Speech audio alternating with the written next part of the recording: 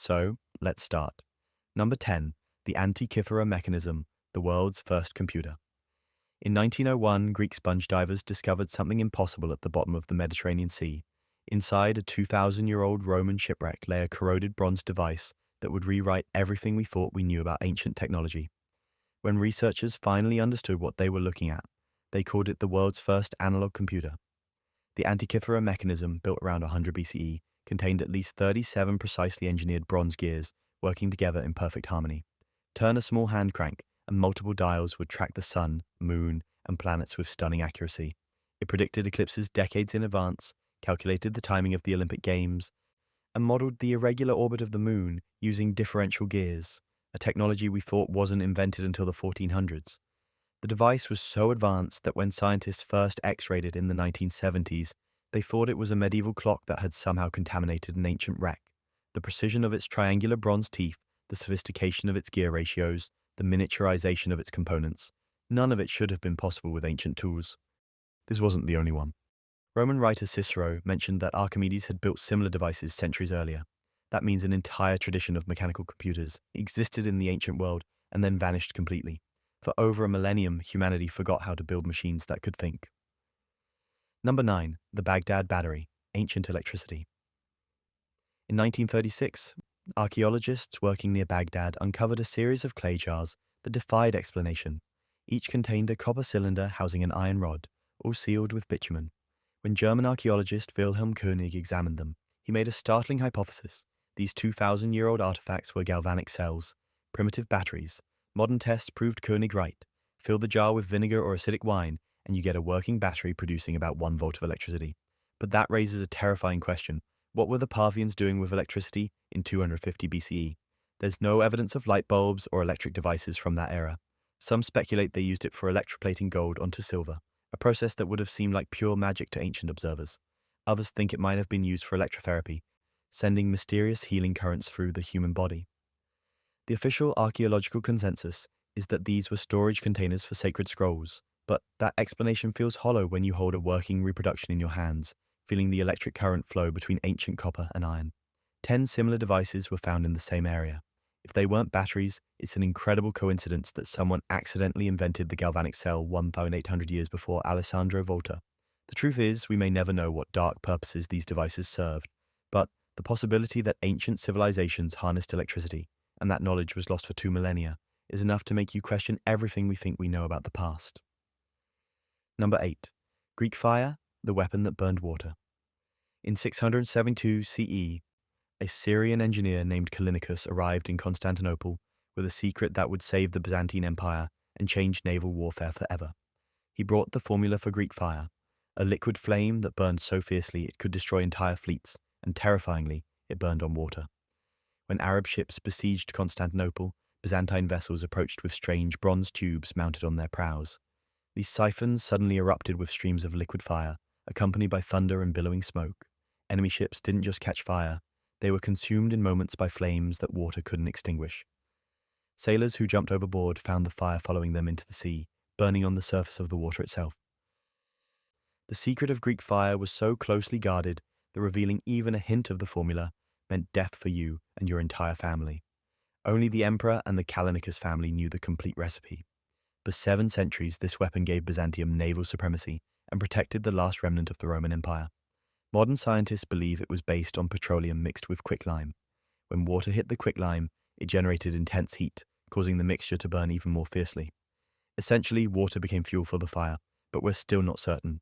The exact formula died with the empire, taking with it one of history's most terrifying military secrets.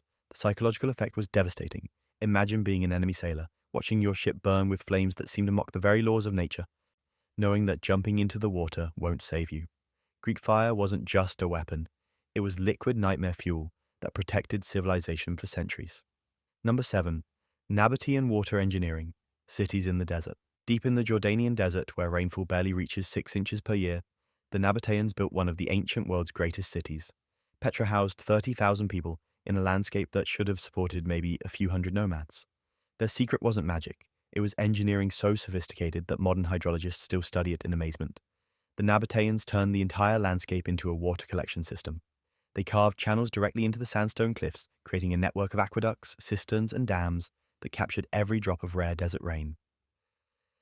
Their underground cisterns were lined with waterproof cement so effective that some still hold water today, 2,000 years later. But the real genius was in the details. They calculated precise gradients for gravity-fed channels, built settling tanks to filter out sand and debris, and even carved bypass tunnels through solid rock to divert flash floods away from the city. The system was so efficient that Petra not only survived, but thrived as a major trading hub on the ancient Silk Road. When you walk through Petra today, you can still see their ceramic pipes embedded in the canyon walls, still functional after 2 millennia. The city that shouldn't have existed became one of the wonders of the ancient world, all because the Nabateans understood something we're only rediscovering: how to work with the desert instead of against it. When the trade routes shifted and Petra was abandoned, the knowledge went with it. For centuries, the ruins stood as a monument to lost engineering wisdom, until modern archaeologists finally understood what the Nabateans had achieved. Number 6. Persian Qanats, underground rivers. 3,000 years ago, Persian engineers developed a technology so elegant and sustainable that it's still providing fresh water to millions of people today. Qanats are underground aqueducts that tap into mountain aquifers and carry water through gentle tunnels to desert cities, using nothing but gravity. Building a Qanat required incredible precision. Teams of specialists called mechanists would dig a horizontal tunnel from an underground water source, calculating the exact gradient needed for water to flow dozens of miles through darkness. Vertical shafts every few hundred yards provided access for construction and maintenance, creating a dotted line across the landscape that marked the path of invisible rivers. The engineering was so precise that these tunnels, some stretching over 40 miles, delivered steady flows of fresh water year-round. No pumps, no external energy, just gravity and human ingenuity working together to turn deserts into gardens. The technology spread along the Silk Road, reaching from Spain to China. The Romans built Qanats in Egypt, the Arabs brought them to North Africa, and they sustained cities from Damascus to Tehran. Some Qanat systems have been flowing continuously for over 2,000 years. What makes Qanats truly remarkable is their sustainability. Unlike modern wells that can deplete aquifers, Qanats work with the natural water table, taking only what the earth can continuously provide. In an age where water scarcity threatens billions, these ancient Persian engineers had already solved problems we're still struggling with. Number 5. Maya blue, the indestructible color. In the jungles of Central America, Mayan artists created a blue pigment so chemically stable that it has baffled modern scientists for decades. Maya blue, found on murals, pottery, and ceremonial objects dating back over 1,000 years, remains as vibrant today as the day it was painted. It resists acids, alkalis, solvents, and even intense heat without fading. The secret lay in a revolutionary chemical process. Mayan chemists took indigo dye from native plants and somehow locked it inside the molecular structure of a special clay called palygorskite. The result was an organic-inorganic hybrid that shouldn't have been possible with ancient technology. Modern attempts to recreate Maya blue required electron microscopy to understand what the ancients had achieved. They discovered that heating the indigo clay mixture to precise temperatures created molecular bonds that trapped the dye molecules in microscopic channels within the clay. Once locked inside, the indigo became virtually indestructible, but the Maya took it even further. Recent analysis found traces of burned copal resin in the mixture, an additional ingredient that somehow enhanced the chemical bonding process. The exact ratios and heating techniques remained a mystery until 2023, when researchers finally decoded the complete process through high-resolution chemical mapping. What's truly unsettling is the sophistication this represents. The Maya weren't just making paint, they were manipulating matter at the molecular level, creating nanotechnology with Stone Age tools. They understood chemical processes that European science wouldn't discover for another 800 years. Maya blue was applied chemistry so advanced that it took modern science decades to understand how they did it. Number 4. Incan Stonework, earthquake-proof perfection. High in the Andes Mountains, Incan masons achieved something that still confounds engineers today. Using only stone tools, they cut and fitted massive granite blocks with such precision that you can't slide a knife blade between the joints. No mortar, no metal tools, just stone against stone in perfect harmony. At Sacsayhuaman, some blocks weigh over 200 tons and fit together like pieces of an impossible puzzle. Each stone has multiple faces, sometimes 12 or more, all cut at different angles to interlock with its neighbors. The precision is so exact that modern measurements reveal tolerances of less than a millimeter. These walls have survived 500 years of earthquakes in one of the most seismically active regions on Earth. While Spanish colonial buildings crumbled during tremors, Incan walls simply flex and settle back into place. Modern seismic testing has proven that these ancient joints allow the walls to move as a unit, dissipating earthquake energy instead of fighting it. The mystery deepens when you consider the tools. The Incas had no metal chisels, no wheels, no pulleys. They shaped these massive stones using other stones, bronze wedges. Archaeological experiments have shown that skilled masons could achieve the necessary precision, but the time and labor required should have made such projects impossible. Yet they built not just walls, but entire cities using these techniques. Machu Picchu, Ollantaytambo, Cusco all feature stonework that modern construction couldn't replicate without power tools and heavy machinery. This knowledge vanished almost overnight when the Spanish conquest destroyed Incan society. Within a generation, the secrets of earthquake-proof architecture were lost and wouldn't be rediscovered until modern seismic engineering. Number 3. Wootz Steel, the impossible metal. In the workshops of southern India, ancient smiths created a steel so legendary that its very name became synonymous with perfection: Damascus Steel. But the secret wasn't in Damascus, it was in the crucible steel called Wootz, forged in India over 2,000 years ago, using techniques that produced what might be history's first nanotechnology. Wootz steel began with a process that seemed almost alchemical. Indian metallurgists heated iron ore with carbon-rich botanical materials in sealed clay crucibles, creating ingots with precisely 1.5% carbon content. When these ingots were forged into blades, they revealed flowing patterns like frozen water. The legendary Damascus watered steel that could hold an edge sharp enough to cut silk scarves and flexible enough to bend without breaking. For centuries, this seemed like metalworking magic. Then in 2006, electron microscopy revealed the impossible truth. Damascus steel contained carbon nanotubes and cementite nanowires, structures that gave the steel properties we associate with modern nanotechnology. These microscopic carbon formations created a material with both incredible hardness and surprising flexibility. The exact process died with the Indian smiths. By the 18th century, the knowledge was lost. Modern metallurgists have spent decades trying to recreate true Wootz steel, and while we understand the theory, the practical mastery remains elusive. The thought that ancient smiths were manipulating matter at the nanoscale level, creating carbon structures that wouldn't be understood by science for another 1,000 years, challenges everything we think we know about technological progress. They achieved with fire and intuition what we struggle to replicate with electron microscopes in computer modeling. Number 2. Roman concrete, the self-healing stone. 2,000 years ago, Roman engineers mixed lime, volcanic ash, and seawater to create a concrete that has outlasted every modern structure. The Pantheon's dome, Roman harbors, ancient aqueducts, they stand today not despite their age, but because of a secret that modern science only discovered in 2023.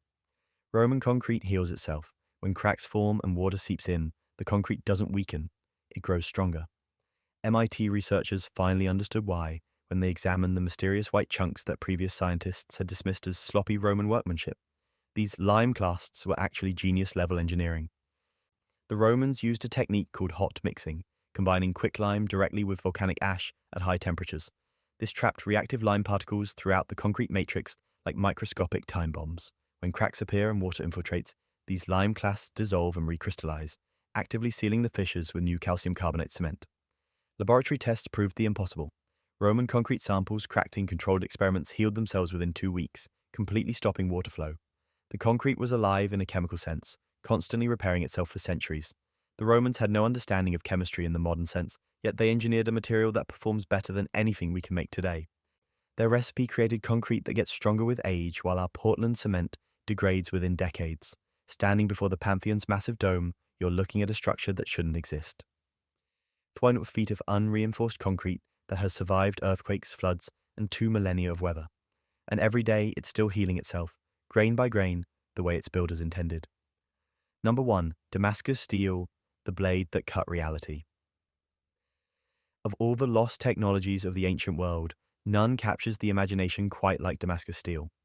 For over 1,000 years, blades forged from Indian Wootz steel and perfected in the workshops of Damascus held an almost supernatural reputation.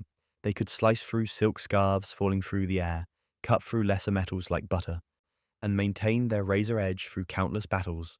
And when European crusaders first encountered these weapons, they seemed to defy the very laws of metallurgy. The steel itself told its story through mesmerizing patterns, flowing lines that resembled water, ladder-like bands, or rose formations that seemed to move in the firelight. These weren't decorative etchings, but the visible signature of the steel's internal structure, the fingerprint of an impossible alloy. For centuries, the secret remained locked in the workshops of Syrian smiths, who worked Indian Wootz ingots into legendary blades. The knowledge was so valuable that entire kingdoms rose and fell on the strength of their Damascus steel. The Crusaders wrote home about weapons that seemed forged by jinn, blades that could cut through their European swords without chipping. Then, sometime in the 18th century, the knowledge simply vanished. The last true Damascus blades were forged, and no one could recreate them. For 200 years, the secret remained one of metallurgy's greatest mysteries, until 2006, when electron microscopy revealed what the ancient smiths had unknowingly achieved. Embedded in the steel's matrix were carbon nanotubes and cementite nanowires, structures that wouldn't be formally discovered by science until the 1990s. These microscopic carbon formations created a material that was essentially the world's first nanocomposite, achieving through fire and intuition what we struggle to replicate in modern laboratories. Ancient smiths, working with nothing but charcoal forges and hand tools, had manipulated matter at the atomic level. They created materials with properties that seemed to violate the basic rules of metallurgy, steel that was both impossibly hard and incredibly flexible. But perhaps the most haunting aspect of Damascus steel isn't what we've learned about it, it's what we've lost. Despite all our modern understanding, despite electron microscopes and computer modeling, we still can't consistently recreate true Damascus steel. The blades we make today are impressive, but they lack that indefinable quality that made the originals legendary. Something died with those ancient smiths, some marriage of knowledge and intuition that can't be captured in scientific papers. In trying to unlock the secret of Damascus steel, we've discovered that our ancestors achieved the impossible, and in doing so, they remind us that human ingenuity doesn't follow a straight line of progress. Sometimes we reach heights of achievement and then forget how we got there, leaving future generations to wonder at the shadows of what we once accomplished. Thank you for watching and sticking till the end. We've got plenty more videos coming in the future. Hit that subscribe button so you don't miss them. See you in the next one.